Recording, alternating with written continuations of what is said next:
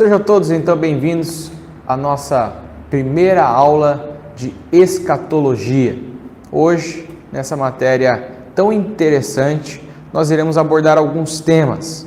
O primeiro deles, tratando do próprio termo escatologia, passando então a falar sobre a escatologia de uma forma geral, uma forma abrangente, e a escatologia na história da igreja, como ela se desenvolveu e como ela ocorreu ao longo da história da igreja, e a relação da escatologia com a dogmática, que é a teologia doutrinária, a teologia sistematizada, a teologia sistemática. Vamos começar então pelo âmbito mais básico, que é o âmbito do termo. O termo escatologia, ele provém de duas palavras gregas.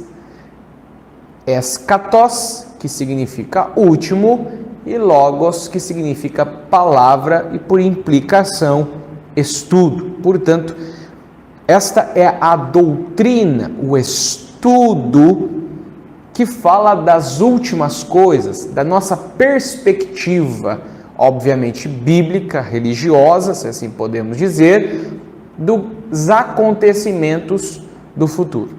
Então, sendo assim, a escatologia é entendida como o estudo das últimas coisas e também pode ser chamado de a doutrina do futuro ou das últimas coisas.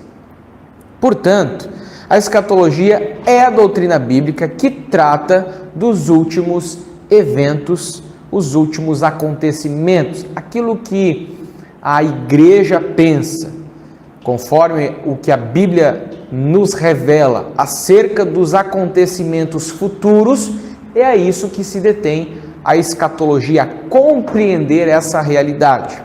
Então a escatologia ela faz parte da teologia sistemática, que também é chamada de teologia dogmática. Temos acompanhado ao longo do Seminário Strong muitas matérias da teologia sistemática, como antropologia, que é o estudo do homem, hamartiologia, que é o estudo do pecado, cristologia, que é o estudo sobre Cristo, pneumatologia, que é o estudo do Espírito Santo, eclesiologia, que é o estudo da igreja. E aqui a escatologia não é diferente, ele faz parte de um destes pontos ou temas dentro da teologia que está sistematizada conforme os temas, os assuntos. Thyssen diz que todo sistema de teologia tem a sua escatologia, mas é possível que ela não seja devidamente abordada em algumas sistemáticas e mesmo ignorada nas sistemáticas mais antigas.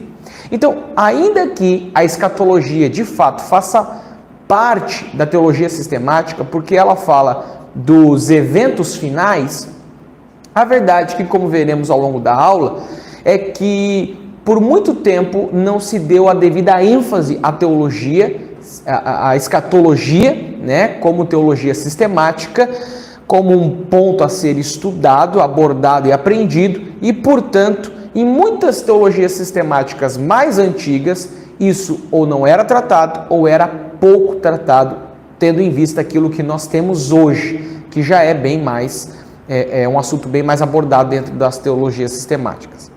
Então, enquanto outros pontos da teologia sistemática apontam para o início e desenvolvimento dos acontecimentos nos propósitos de Deus, a escatologia se atém ao fim. Então, quando nós falamos sobre hamartiologia, nós estamos falando de muito daquilo que já está presente, daquilo que aconteceu lá no passado e já está presente. Nós falamos de cristologia em grande abrangência, daquilo que Cristo sempre foi eternamente, daquilo que Cristo fez, obviamente também entendemos aquilo que Cristo, ele o será para sempre, né? Como o ser eterno, o Deus eterno. Mas enquanto esses temas da teologia sistemática, eles abordam grande parte deles nesse início, nesse desenvolvimento, a teologia sistemática apontada para a escatologia fala daquilo que vai acontecer no final. Então, resumidamente, esse é o que significa o termo escatologia e o que de fato aborda a escatologia. O nosso segundo ponto, que é a escatologia de forma geral, nele nós vemos a escatologia de uma maneira mais abrangente e não apenas de uma perspectiva evangélica. Por quê? Porque a escatologia em si, ela não é algo estritamente cristão. Não é algo que apenas os cristãos pensam. Não é algo que encontramos apenas na Bíblia Sagrada. Na verdade, a escatologia trata-se de uma questão natural ao homem. Praticamente podemos dizer que intrínseca ao ser humano. E ela se faz desse jeito presente tanto na filosofia como na religião. E isso não somente na religião cristã, mas da religião como um todo. Então, se ela faz parte naturalmente do ser humano, então ela vai se desenvolver nas áreas humanas, né? Que o ser humano se desenvolve, a filosofia e a própria religião. Então vejamos que a questão, em primeiro lugar, da escatologia é uma questão natural. A indagação humana de onde veio e para onde vai comprova essa realidade. Porque o ser humano, ele sempre está com esta pergunta: qual o fim ou o destino final do indivíduo? Qual é o meu destino final? Qual é o meu fim? Ou rumo a qual meta o ser humano está se movendo? Ou ainda, o homem perece na morte ou continua a existir de alguma forma? Essas perguntas, elas estão presentes mesmo naqueles que não são cristãos, naqueles que não são nem sequer religiosos, nos seres humanos de uma maneira geral. Eles começam a se questionar.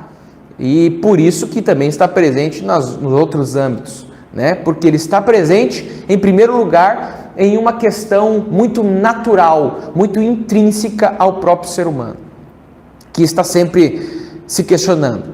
Se simplesmente passamos, simplesmente viemos à existência e vamos morrer e tudo acaba ali, ou nós estamos caminhando para um telos, isso é, para uma fase final, para uma última parte, e isso de uma perspectiva divina, ou seja, será que nós simplesmente viemos à existência e vamos morrer e acabou tudo, ou existe um final programado e preparado por Deus, ou por esse ente divino, né, que se questiona o ser humano?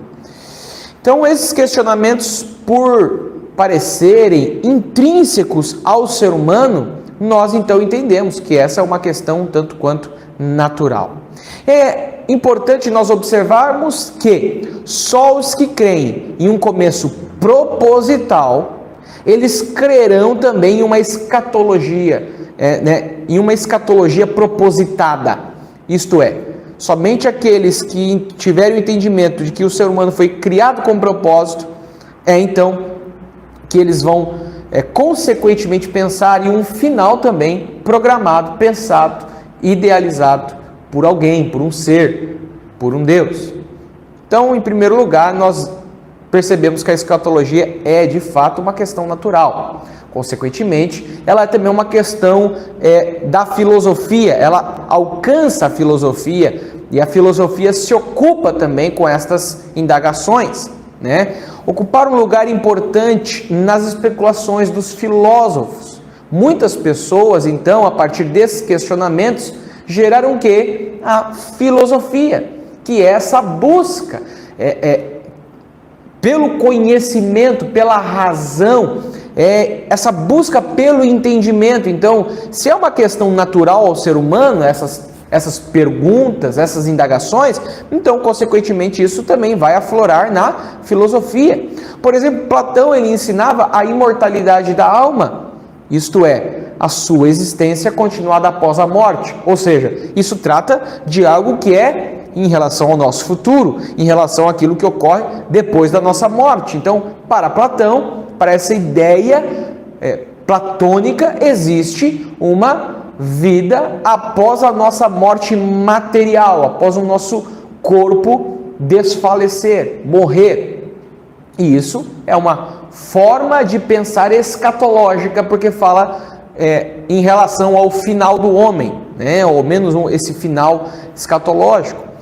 Os estoicos falavam de sucessivos ciclos de mundos, onde um novo mundo aparece e volta a desaparecer. Então, ele aparece, desaparece, aí novos ciclos vão surgindo, e isso é uma ideia do futuro. O que acontece no futuro? Até mesmo Kant, ele especulava sobre o nascimento e a morte dos mundos. Então, a escatologia, ela também está muito ligada à filosofia, bem como a questão da escatologia, ela também está presente na religião e na religião como um todo. E é sobretudo na religião que nós encontramos concepções escatológicas mais ainda elaboradas e com maior frequência. O budismo, por exemplo, tem o seu nirvana. O nirvana é um tipo de libertação que o indivíduo ele alcança depois de então ter conseguido uma iluminação, uma purificação espiritual. Então ele se liberta então da morte e do renascimento. Então ele alcança o seu estágio final e último. E isso é o que? É uma ideia escatológica, porque fala das coisas que estão por vir em relação ao ser humano. O maometanismo, né, o islamismo, tem o seu paraíso sensual prometido aos fiéis. Então aqueles que forem fiéis, quando eles morrerem, se eles tiverem feito tudo certo, eles terão o seu paraíso sensual. Se eu não me engano, são 100 virgens ou algo assim que lhes são prometidos, né, caso eles sejam fiéis. Os índios americanos aguardavam os felizes campos de caça. Então veja que isso está muito presente na religião como um todo, não só na religião cristã. Assuntos, temas concernentes ao futuro do homem são abordados nas diversas religiões. Então a crença na permanência da alma aparece em toda parte. Addison mesmo ele diz: a crença em que a alma do homem sobrevive à sua morte tão perto está de ser universal que não temos nenhum registro confiável de alguma tribo, nação ou religião em que ela não esteja em destaque. Ou seja, ela está de fato presente em todas as religiões. Algum tipo de entendimento escatológico está presente nas religiões. E a escatologia na religião ela pode ser manifestada de diversas formas. Por exemplo, aí você vai se lembrando aí de algumas das religiões, na convicção de que os mortos continuam pairando nos arredores. Isso é uma ideia escatológica. O que acontece nesses últimos eventos, né? Nesses últimos acontecimentos da vida humana? Continua pairando depois que morre. Então esse é um entendimento, né, escatológico. No culto dos antepassados, por quê? Por mais que eles tenham vivido no passado, no tempo presente para aqueles que estão vivos é o futuro dessas pessoas que morreram no antepassado, que morreram antigamente, né, no passado. Por isso é uma ideia do que ocorre com as pessoas depois que elas morrem. Então é uma ideia dos acontecimentos das últimas coisas, né, do futuro da vida da pessoa. Na busca pela comunicação com os mortos, porque de igual forma acredita que depois que a pessoa morreu ela ainda sobrevive de alguma forma. Na concepção de um mundo subterrâneo habitado pelos mortos, aqui também nós encontramos isso, a ideia escatológica. Ou na ideia da transmigração das almas, né? Reencarnação, esse tipo de pensamento, também é uma ideia escatológica dentro da religião.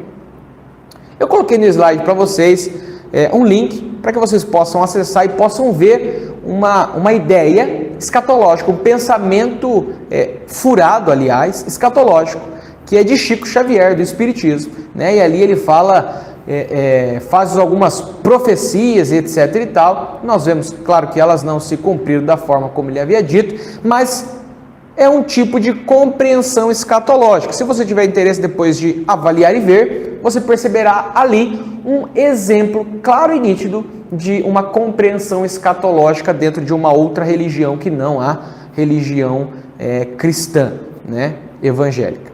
Então, a escatologia nessas religiões, no entanto, elas geralmente são apresentadas de uma maneira mais vaga.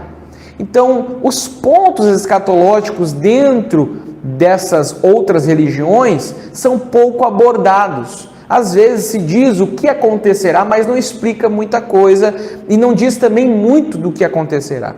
É no cristianismo bíblico que nós encontramos a doutrina das últimas coisas com uma maior precisão e descrição. E claro, a verdade a respeito do que ocorre nos eventos finais em relação ao homem, em relação ao ser humano, à igreja, ao mundo. Então, assim nós conseguimos perceber que a escatologia ela é mais abrangente do que às vezes nós imaginamos. A escatologia ela tem essa abrangência dos questionamentos naturais do ser humano que se replicam então na filosofia, bem como nas diversas religiões. Essa é a escatologia de uma forma geral, mais abrangente. Vamos então para o nosso terceiro ponto, a escatologia na história da igreja. Tendo percebido que ela faz parte do ser humano, filosofia e religião, nós vamos agora nos deter de uma maneira mais específica sobre a escatologia, apontada agora para essa visão bíblica, doutrinária, e isso ao longo da história da igreja. Devemos ressaltar que o cristianismo ele nunca perdeu da memória as gloriosas predições concernentes ao seu futuro. A promessa da vida eterna, a promessa desse reino celeste, desse habitar para sempre com o Senhor, sempre fizeram parte da memória da igreja. Algumas vezes, no entanto, pouco foi pensado acerca do futuro ao longo da história da igreja.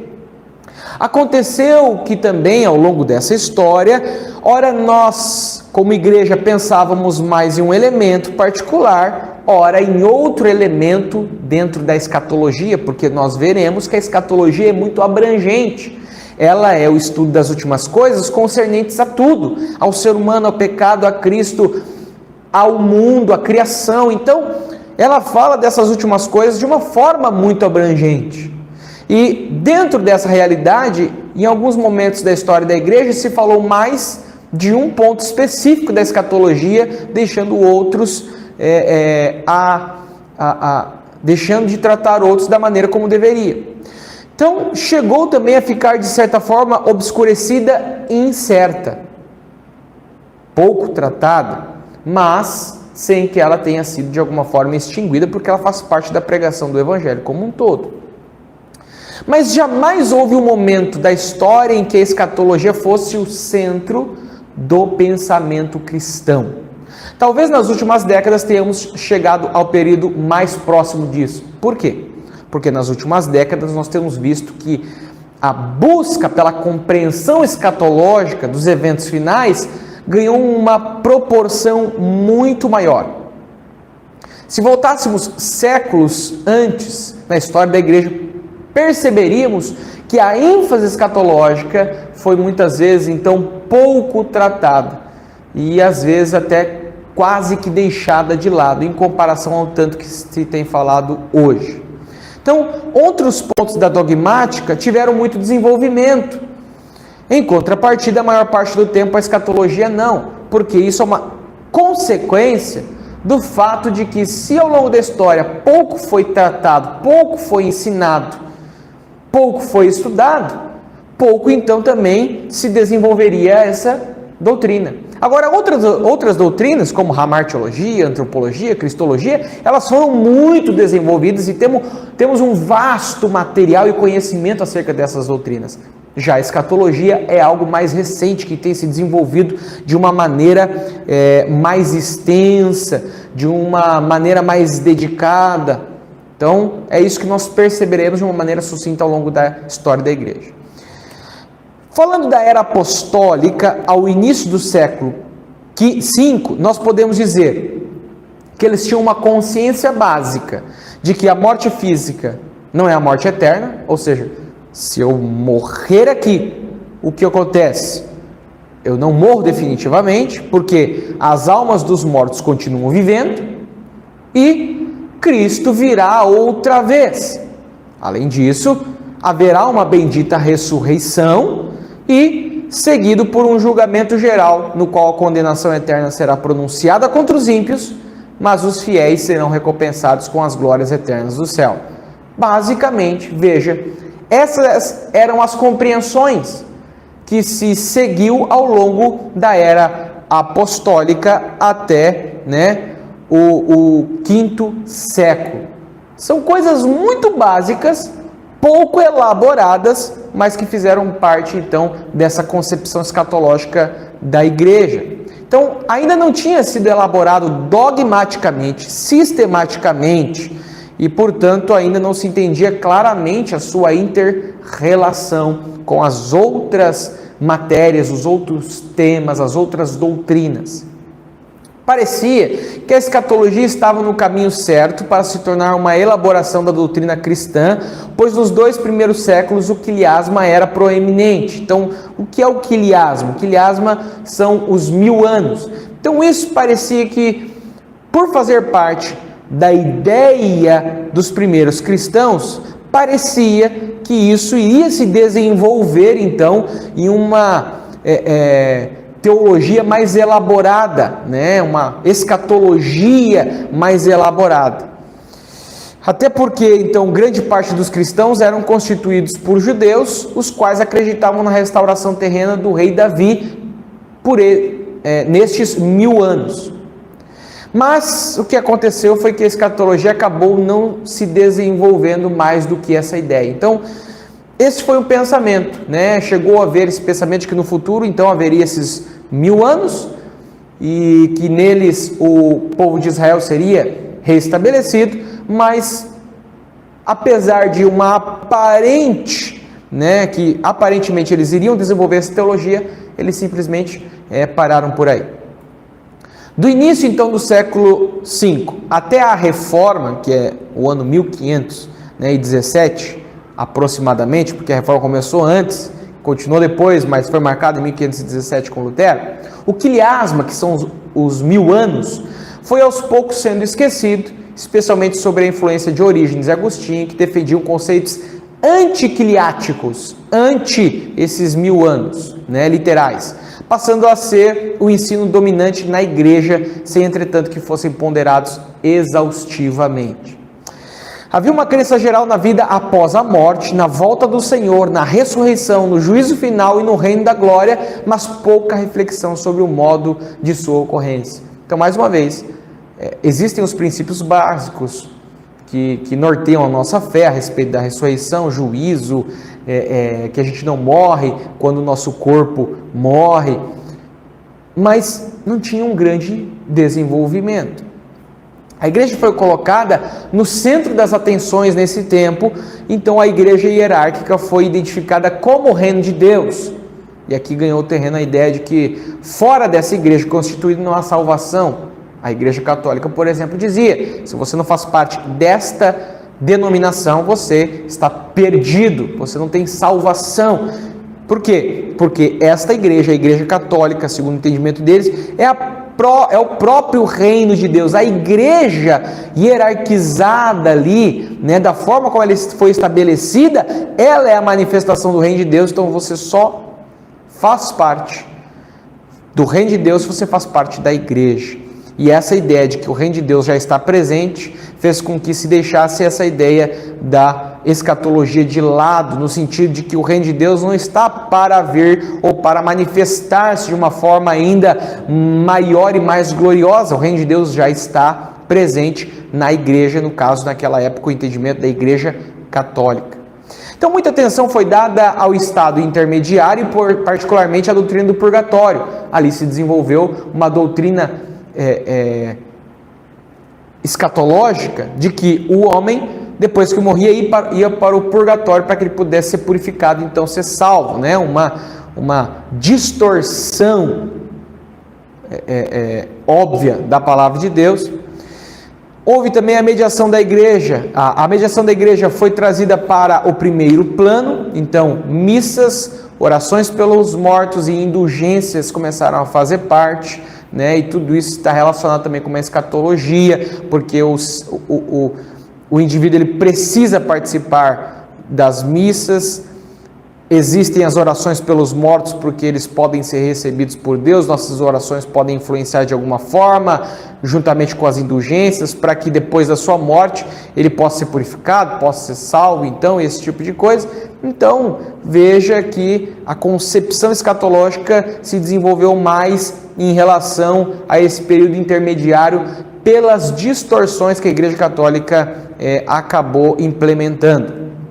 Como protestos contra este eclesiasticismo, demarcado pelo externalismo e a mundanidade da Igreja, o quiliasma, que é o milênio, aparece em várias seitas. Então, muitos levantam novamente essa ideia do milênio, porque eles não estavam satisfeitos com a ideia de que a igreja já era manifestação evidente do reino de Deus, que não haveria um milênio, porque ali esse tempo era simbólico para representar o tempo da igreja. Então, como a igreja católica estava pervertida, eles diziam, não, isso aqui não pode ser o reino de Deus, não pode ser manifestação do reino de Deus, então certamente existe um milênio para vir.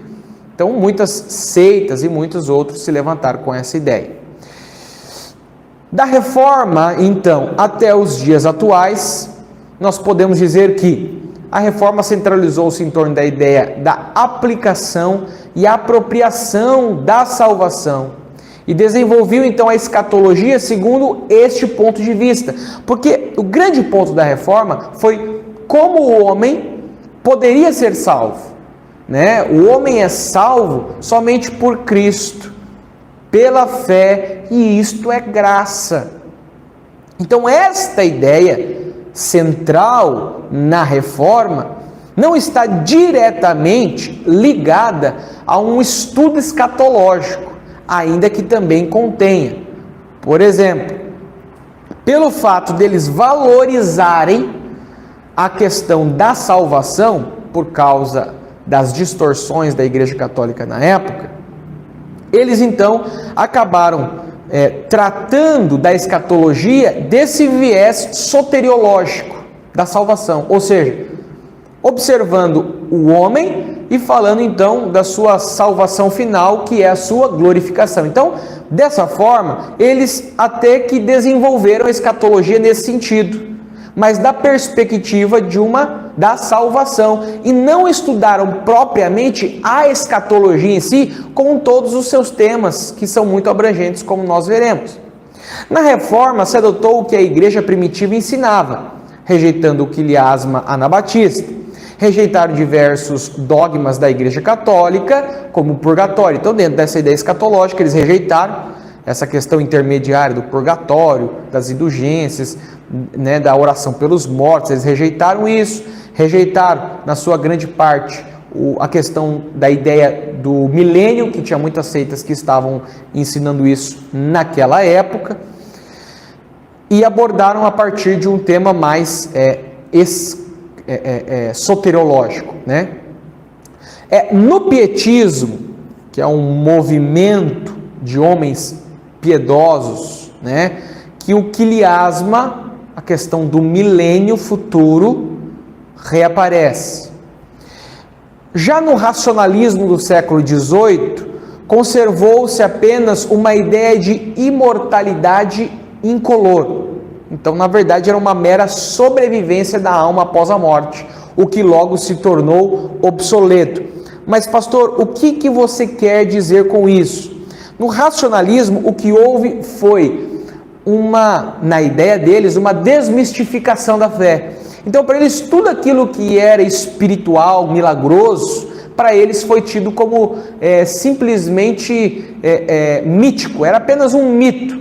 Então, essa questão escatológica, na verdade, perdeu aquela essência de eternidade e tudo mais. Por quê? Surgiu essa teologia racionalista, que não acredita nos milagres, não acredita em coisas sobrenaturais, e com isso foi se perdendo a essência desse futuro glorioso, futuro eterno, na presença de Deus, esse tipo de coisa, o que foi ganhando apenas essa ideia de uma imortalidade incolor. Então, se desencadeando o que na teologia liberal, que substitui os ensinos escatológicos por preceitos éticos, onde o reino de Deus é exclusivamente deste mundo. Então, a escatologia, que era uma questão voltada para o futuro, é na verdade trazida para o tempo presente, porque essa perspectiva de reino eterno, essa perspectiva de eternidade, é tudo aplicado para o agora, e é tudo aplicado para o âmbito material, existencialista ali do momento, da pessoa, do indivíduo, da matéria, da terra, do que é terreno. E é por isso que esses princípios sobrenaturais tornam-se tão somente éticos, e não mais sobrenaturais, falando acerca do futuro, mas para os nossos dias de hoje, simplesmente abordando um preceito, abordando algo ético para o ser humano.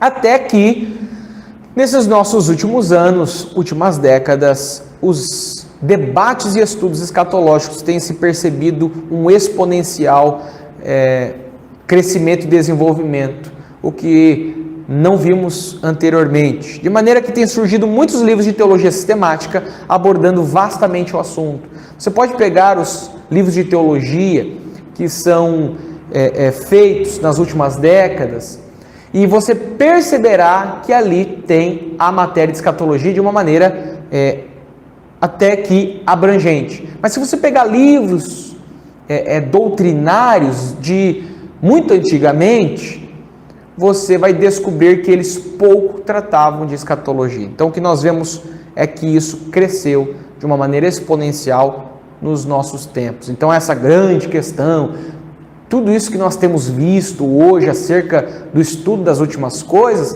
são coisas mais recentes, que a igreja ela não havia desenvolvido tanto ao longo de toda a sua história. Então nós vivemos num momento, vamos assim dizer, muito surpreendente, muito, de certa forma, diferente, que tem dado muito crédito e buscado muitas respostas acerca dos eventos futuros. Somos, de alguma forma, assim, privilegiados. Essa, resumidamente, é a escatologia na história da igreja. Agora, vamos falar, então, a relação da escatologia com a dogmática, para que a gente possa entender, então, um pouco dessa ideia de como a escatologia ela está ligada com toda essa teologia sistematizada, todos esses assuntos teológicos. Basicamente, como aponta Berkhof, existem concepções errôneas que obscurecem essa relação e o conceito correto desta relação. Primeiro, as concepções errôneas que obscurecem essa relação.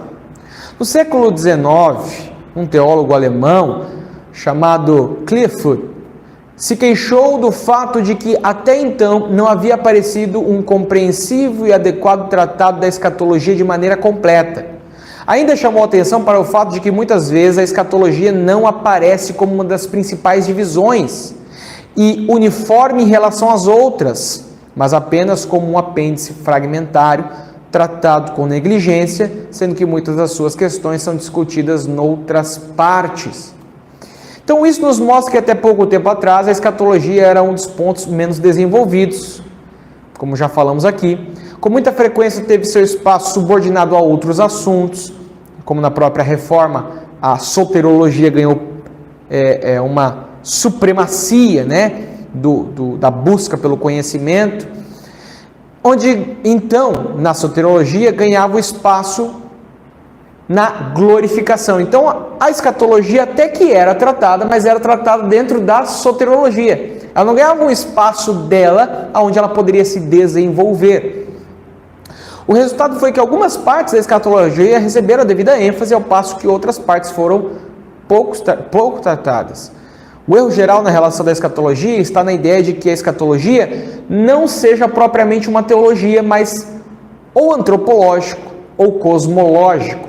Então, o que fez com que muitos homens de Deus, teólogos, não desenvolvessem bem esse tema, mas o desenvolvesse dentro dos outros temas da teologia, era uma compreensão de que a escatologia ela não era propriamente uma matéria, ela não era propriamente um assunto, e por isso eles somente abordavam a escatologia dentro de outros assuntos, e isso fez com que a própria escatologia não se desenvolvesse. Agora, observando o conceito apropriado sobre essa revelação, podemos dizer que a escatologia é a coroa e o selo da teologia sistemática, pois é nela que todos os outros temas chegam a um ponto culminante ou a uma conclusão. Cada um dos outros assuntos deixa alguma questão sem resolver, que deverá ter a sua resposta na escatologia, lá aonde no futuro todas as coisas vão de se consumar. A escatologia, então, ela derrama luz sobre cada segmento doutrinário particular. Veja só o exemplo. Na antropologia, a questão sobre como a ruinosa influência do pecado é completamente dominada. Então, a escatologia aborda de alguma forma a antropologia ao dizer o que ocorrerá com o ser humano no final, tendo vivido toda a sua vida sobre a influência do pecado. Como será o homem no final? Ele será plenamente redimido, e tirado desse ambiente de pecado, glorificado. Isso é a escatologia do homem. Na cristologia, a questão sobre como a obra de Cristo é coroada com a vitória perfeita. Então, dentro da cristologia, nós sabemos muitas coisas que Cristo já fez, mas existe coisas que ainda hão de acontecer, e isso faz parte da escatologia. Na soteriologia, a questão sobre como a obra do Espírito Santo, por fim, resulta na completa redenção e glorificação dos crentes. Na eclesiologia, percebemos a questão da glorificação final da igreja, que passará a eternidade com o seu Deus, no novo céu, na nova terra. Então, nós percebemos que todas as outras matérias, elas precisam desse entendimento escatológico. A escatologia é como se fosse a coroa, a consumação de todas as outras matérias, e isso deveria ter sido entendido desde o começo, para que ela pudesse ter sido então desenvolvida de uma maneira mais abrangente. Então, como diz Heiring, na doutrina das últimas coisas, a comunhão entre Deus e o homem é exposta como completa. E daí a ideia de nossa religião, o princípio cristão, é apresentada em sua pureza, não porém como uma simples ideia no sentido de um ideal jamais concretizado completamente, mas como uma realidade perfeita. Porque é na escatologia que encontraremos a resposta final, como as coisas se darão. Portanto, sem escatologia, a teologia não está completa. E é por isso que a escatologia também é tão importante, como nós falaremos na nossa próxima aula. Eu te espero lá, e eu espero que você tenha sido abençoado com essa aula. Até a próxima. Seminário Strong. Conhecer para viver.